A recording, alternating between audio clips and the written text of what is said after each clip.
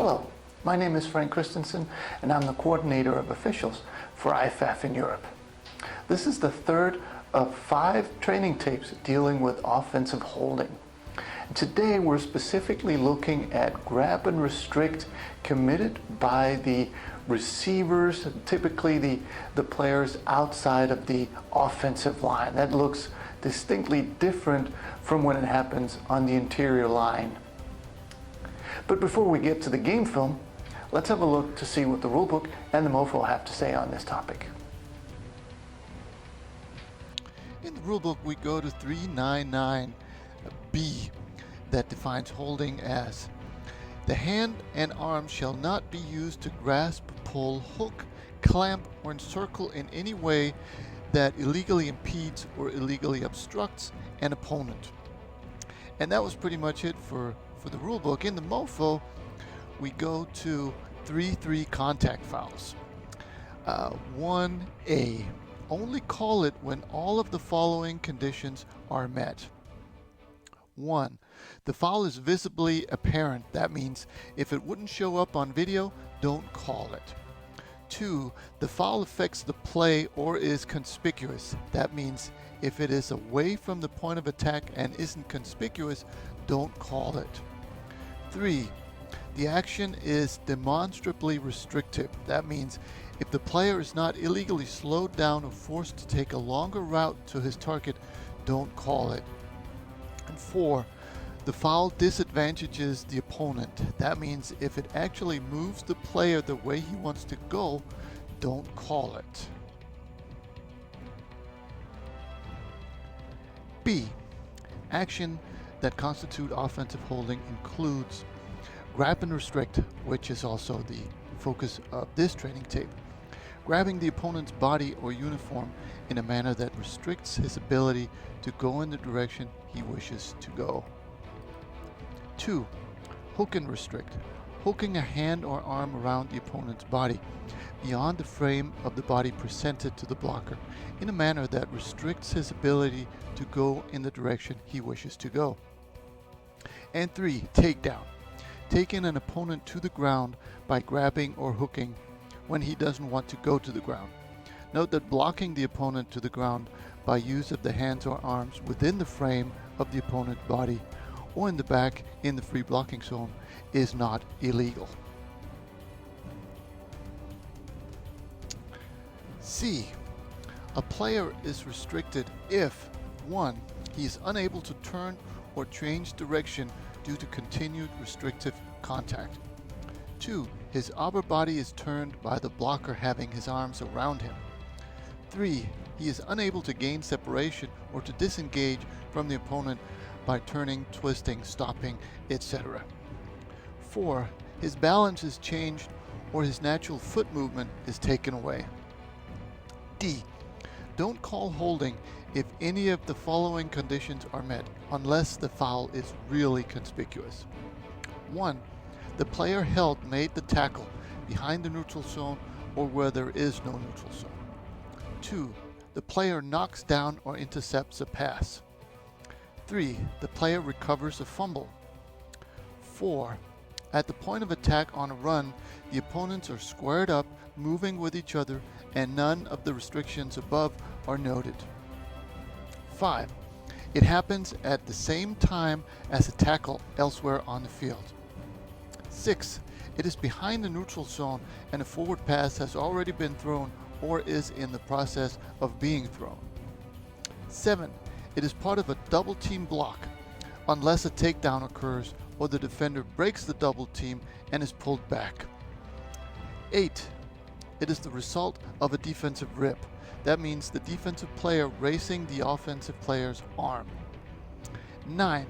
The player held makes no effort to get free of the block. That means he gives up. E. Holding an opponent's jersey is not the same as holding the opponent. For jersey pull to be a foul, there must be demonstrable restriction to the player's movement. And finally, F. Watching the disengagement of opponents is as important as watching their engagement. if a defender slides off a block and is able to proceed normally in the direction he wants to travel, usually towards the ball, then it is unlikely that holding has occurred. And that was the MOFO and the rulebook. Now let's have a look at some game film.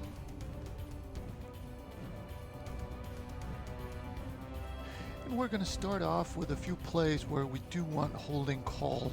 On this first one, we're looking at the wing back here closest to the camera. It's going to come up and engage B47. Right there you see the shirt grab, the shoulder dipped, and everything we want out of a holding call. So we definitely have restriction here. And here comes the runner.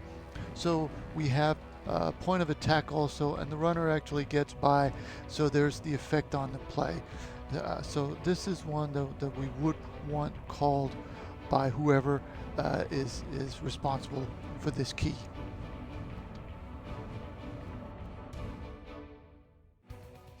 On this play, we're looking at the tight end, so that could be a back judge key potentially. So closest to the screen here is going to engage B36, and right there 36 is unable to turn his body. He's not going to want to tackle like that, and that the reason why he's doing that is because he was held by the tight end. So again, we've got restriction, we've got point of attack, the runner's right there, and the runner goes past it, so we've got effect on the play. All three criteria are met, so this is a holding we would want called. On this play, we're looking at the outside receiver, the closest receiver to the camera. He's going to engage the safety. So right now we know as a deep wing, this is the couple that we're going to be looking at, while at the same time keeping an eye on where the runner is. And right there, he grabs the jersey of the shoulder, so that's an indicator at least, or a brick in the hand. Now the runner is right behind them, and if the runner goes to the outside, goes to this sideline, the receiver might be able to be okay just because he's in good position. So the grabbing of the shirt in itself is not enough. But right there, the receiver cuts inside, and now he keeps grabbing the shirt, and now he's restricting B21. You see restriction 1, point of attack 2, and effect on the play because the runner goes by, and that's the third effect, or the third thing that we need to where we want to call this as a holding, and it was called, and good job by this deep wing.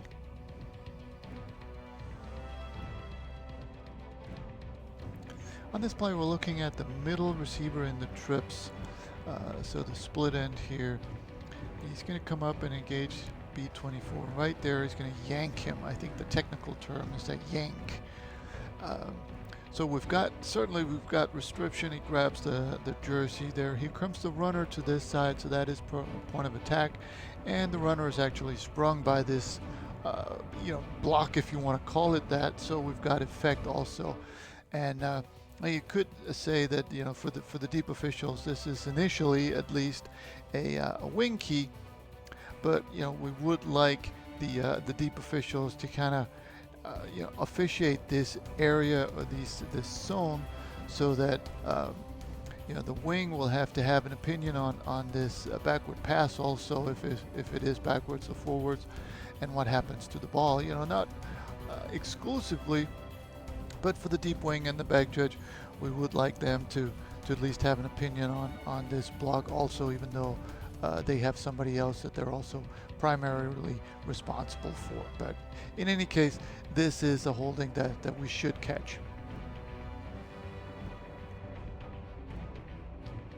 So now we're moving on to the examples that we would rather leave alone. And the first one is the middle trip, so the split end here closest to the camera. He's going to come up, and there is a slight, very quick grab, but if you'll notice the end of the play, this guy still makes the tackle, and it's just not enough. I mean, if we're going to call this, then there's a bunch of other things throughout a game that we would need to call. so we could leave this one alone. Now it's a good example of why you don't want to be too quick on your flag. You don't want to be like Lucky Luke, faster than your own shadow, because you might see this and you think, well, this is a hold, and then you flag it, and then split second later he still makes the tackle for a good result by the defense. Whereas if you see it and they say, oh, that looks fishy, and then you can let it play, and then, oh, okay, I can leave this one alone, you'd be in much better shape.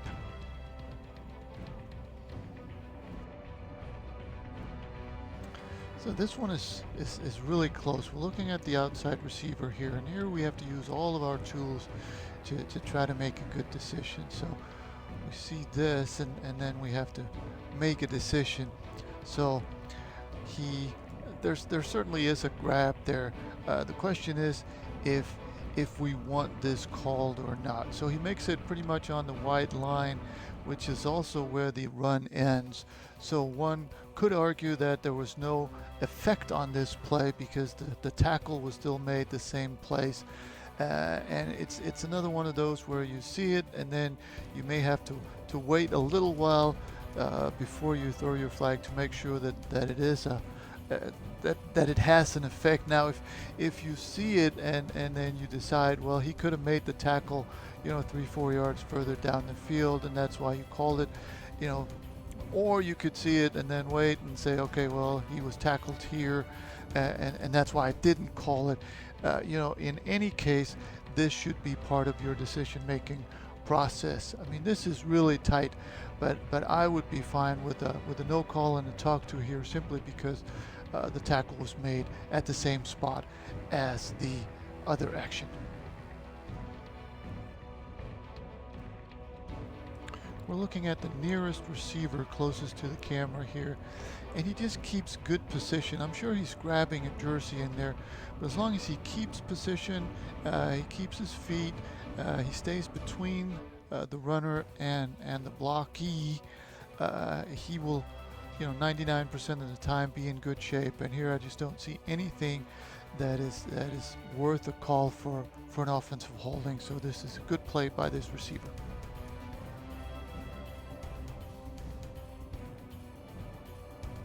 On this play, we're looking at the back judge key here, the second receiver in, and we're looking at the timing and the effect of it. And I'm sure there's a little bit of a tuck there, and sometimes a little hold can have a big effect. Here I just don't think this is enough. Number one is by the time that this holding happens right there, the runner's already passed, so 15 would have a tough job of making that tackle in the backfield. The second part is I don't think it had any real effect on the play. It doesn't look like the runner really gains any yardage. So we want these holdings to be bigger. We want the defensive player to show us that there is a real holding. And even this, like I said, even if there is a little holding there, by the time it happens, the runner is passed. So the defensive player, she doesn't really have a chance of making this play. So this is not enough for a holding.